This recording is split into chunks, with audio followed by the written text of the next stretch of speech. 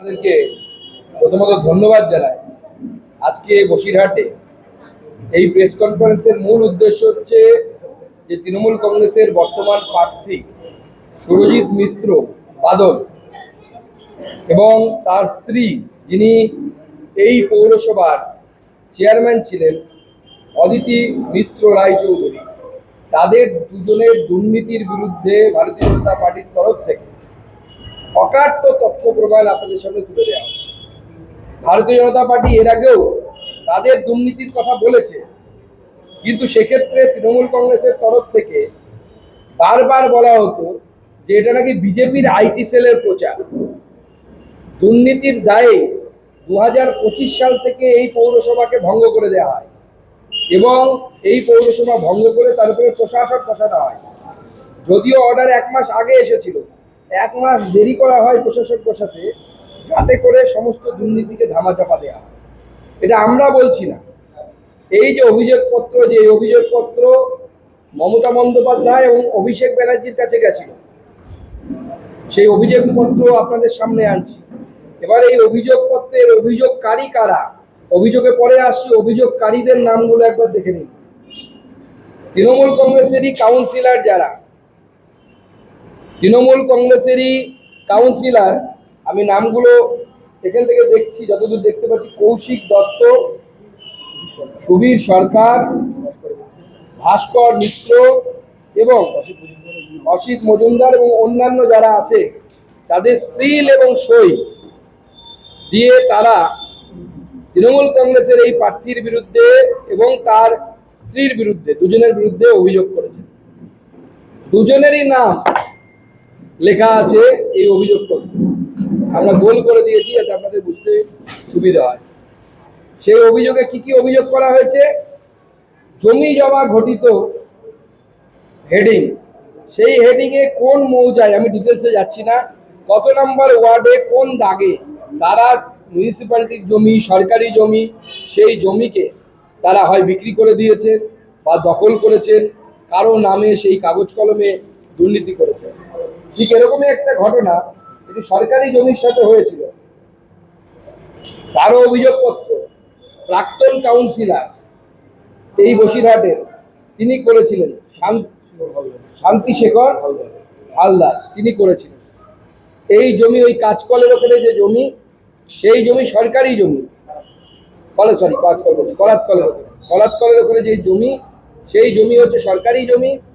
সেই জমি বেনামে পুরো বিক্রি করে দেওয়া হয়েছে। বিক্রি করেছেন যিনি তৃণমূল কংগ্রেসের প্রার্থী বাদল এবং তার স্ত্রী। এই যে এই জমি কাদের হাত দিয়ে রেকর্ড কাদের নামে করা হয়েছে তারও আপনারা এখানে দেখতে পাচ্ছেন। অথচ এই জমি একটি এনজিওর তরফ থেকে, পৌরসভাকে, একটি সংস্থার তরফ থেকে পৌরসভাকে লিজ দেওয়া হয়েছিল মানুষের কাজে ব্যবহারের জন্য, বিক্রি করার জন্য নয়, কিন্তু পৌরসভার গোডাউন হিসেবে ব্যবহার করার জন্য। সেই জমিকে এই ভদ্রলোক বলা উচিত কিনা জানি না, আমাদের শিষ্টাচারে আমরা বলছি, তাকে বিক্রি করে দেয়। এবং অভিষেক বন্দ্যোপাধ্যায়, মমতা বন্দ্যোপাধ্যায়ের কাছে এইভাবে বারবার অভিযোগ গেছে।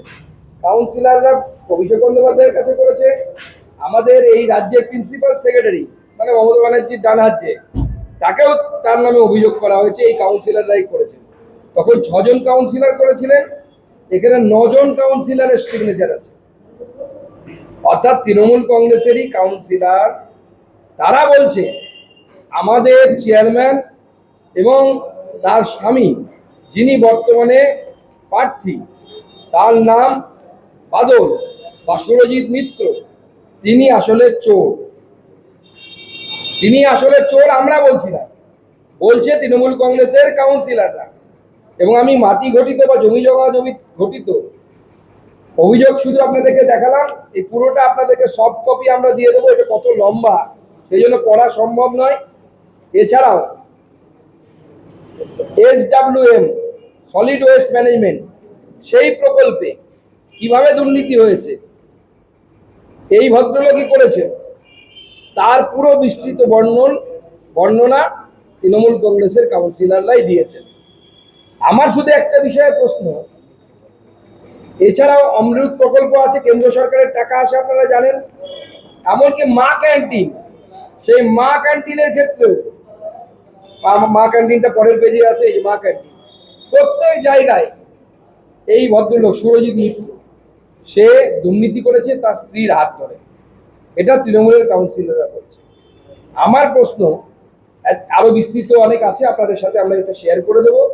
আমার প্রশ্ন, এত চিঠি যাওয়ার পরেও, এত দুর্নীতির তথ্য প্রমাণ তার নিজের দলের কাউন্সিলররা বলার পরেও অভিষেক বন্দ্যোপাধ্যায়ের কাছে চিঠি গেছে, মমতা বন্দ্যোপাধ্যায়ের কাছে চিঠি গেছে, প্রিন্সিপাল সেক্রেটারির কাছে চিঠি গেছে, তারপরেও এই ব্যক্তি টিকিট পেয়েছেন। তাহলে কি আমরা ধরে নেব তৃণমূল কংগ্রেসের সর্বোচ্চ নেতৃত্ব অর্থাৎ মমতা বন্দ্যোপাধ্যায়, অভিষেক বন্দ্যোপাধ্যায়ের জ্ঞাতসারে এই দুর্নীতি হয়েছে এবং এই দুর্নীতির টাকা তৃণমূল কংগ্রেসের সর্বোচ্চ নেতৃত্ব পর্যন্ত পৌঁছেছে? নচেত এত দুর্নীতিগ্রস্ত একজন ব্যক্তিকে তৃণমূল কংগ্রেস কেন টিকিট দিল, আমরা কিন্তু সত্যি কথা বলতে বুঝতে পারছি না। আমি বসিরহাটের জনতা জনার্দনের কাছে আহ্বান জানাবো যে এই ধরনের চোর, যার বিরুদ্ধে অভিযোগ তৃণমূল কংগ্রেসের কাউন্সিলররা করছে, এতদিন এটা ধামাচাপা পড়েছিল, ওরা বলতো শুধু বিজেপি করছে, বিজেপির আইটি সেল করছে, তৃণমূল বিজেপি অ্যাঙ্গেলে করতো। আপনাদের সামনে আমরা তথ্য প্রমাণ তুলে দিলাম যে পুরোটাই তৃণমূল কংগ্রেসের কাউন্সিলররাও বলছে তাদের চেয়ারম্যান চোর, চেয়ারম্যানের হাজবেন্ড চোর। আমরা বলছি না, তৃণমূল কংগ্রেসের কাউন্সিলররা বলছে। আমি বসিরহাট দক্ষিণে জনতা জনার্দনের কাছে আহ্বান জানাবো যে এইরকম একজন দুর্নীতিগ্রস্ত মানুষ আপনাদের বিধানসভায় তৃণমূল কংগ্রেসের প্রার্থী হয়েছে। আপনারা যদি চান যে স্বচ্ছ বাংলা তৈরি হোক, স্বচ্ছ প্রশাসন তৈরি হোক, তাহলে একটিও ভোট এই দুর্নীতিগ্রস্ত ব্যক্তিকে দেবেন না। এই ধরনের দুর্নীতিগ্রস্ত ব্যক্তি যদি আপনার বিধায়ক হন, যে কাউন্সিলর চেয়ারম্যান হয়ে এত কিছু করেছে, বিধায়ক হলে তো বসিরহাটটাই বিক্রি করে দেবে। কোনদিন শুনবেন ইছামতি বিক্রি হয়ে গেছে বাংলাদেশের কাছে, টাকা নেই ইছামতিকে বিক্রি করে দেবে। সেই জন্য বসিরহাটের জনসাধারণের কাছে অনুরোধ, হাত জোর করে আপনারা এই ধরনের দুর্নীতিগ্রস্ত ব্যক্তিকে একটিও ভোট দেবেন না। ভারতীয় জনতা পার্টির প্রার্থী আমাদের ডক্টর সূর্য ব্যানার্জিকে ভোট দিয়ে জয়যুক্ত হবে। পূর্ণাঙ্গ তদন্ত হবে, জনগণের টাকা জনগণের কাছে ফেরত আসবে, অর্থাৎ মিউনিসিপ্যালিটির টাকা, যে টাকা এরা পকেটস্থ করেছে, তাদের সমস্ত টাকা ফেরত আসবে মিউনিসিপ্যালিটির কাছে, কারণ এটা জনগণের টাকা, মিউনিসিপ্যালিটির টাকা। দেখুন, বাংলায় তো ভোট কোনো শান্তিপূর্ণ হয় না। এবারও 2-4টে ঘটনা ঘটে গেছে। বাঙালিকে তো এই জায়গা থেকে বেরোতে হবে। আমরা বলি আমরা ভদ্র জাতি, আমরা শিক্ষিত জাতি, আমরা কালচারাল জাতি। ভারতবর্ষের কোনো রাজ্যে ভোটের সময়, ভোটের আগে, ভোটের পরে মারামারি হয় না। সব জায়গায় আমরা ক্ষমতায় আছি এরকম নয়, কংগ্রেস ক্ষমতায় আছে, কোথাও সিপিএম ক্ষমতায় আছে, কিন্তু মারামারি হয় না। আজকে এই ভোটের সময় যে হিংসা, এই হিংসার সংস্কৃতি থেকে, এই লিগ্যাসি থেকে বাংলাকে বের হতে হবে। নির্বাচন কমিশন তার জন্য চেষ্টা করছে। আর সর্বভারতীয় ক্যাডার যারা হয়, আইএস আইপিএস, তারা কোনো রাজ্যের আলাদা করে হয় না, তাদের বাড়ি এক জায়গায়। ক্যাডার হওয়ার সময় তারা কোনো একটা রাজ্য অফ করে। তো ভালো অফিসার যারা প্রথম দিকে র্যাঙ্ক করে আইএস আইপিএস, তারা কেউ পশ্চিমবঙ্গ চয়েস করে না, অন্য রাজ্য চয়েস করে। যেখানে যেখানে হামলা হবে, সেখানে সেখানে তৃণমূল কংগ্রেসের গুন্ডা হোক, বদমাশ হোক, যত বড় মস্তান হোক, তারা গ্রেপ্তার হবে। এখানেও যারা মেরেছে আমাদের কর্মীদেরকে, তাদেরকেও তৈরি থাকতে বলুন। পুলিশ কোমর ধরে তুলে আনবে, কান ধরে তুলে আনবে। উনি যদি ভাবেন যে উনি আবার ক্ষমতায় ফিরছেন, তারা মূর্খের স্বর্গে বাস করছেন। এরপরে ওনাকে এইসব জায়গাতে হ্যালোসার হ্যালোসার করে ঘুরে বেড়াতে হবে, এটুকু বলে না। নির্বাচন কমিশন উচিত বোমাগুলি উদ্ধার করা, সেটা উদ্ধার হওয়া উচিত। এই রাজ্যের পুলিশ কাজ করে না, মানে করতে পারে না, উপর থেকে চাপ থাকে। যাদের কাছে বোমাগুলি থাকে তারাই তো তৃণমূলের নেতা, তারাই তৃণমূলের নেতা। জগদ্দল থানা এলাকায় যে ঘটনা ঘটেছে, একজন সিআরপিএফের আধিকারিক কানাডায় গুলি লেগেছে, তাহলে কি পুলিশ কোথাও কি নিষ্ক্রিয় ভূমিকা পালন করছে? পবন সিং এর, যিনি সুরক্ষায় থাকা একজন সিআইএসএফ জওয়ানের গুলি লেগেছে, পুলিশ তো অবশ্যই নিষ্ক্রিয়, পুলিশ তো সেইভাবে কাজ করছে না যেভাবে কাজ করা উচিত।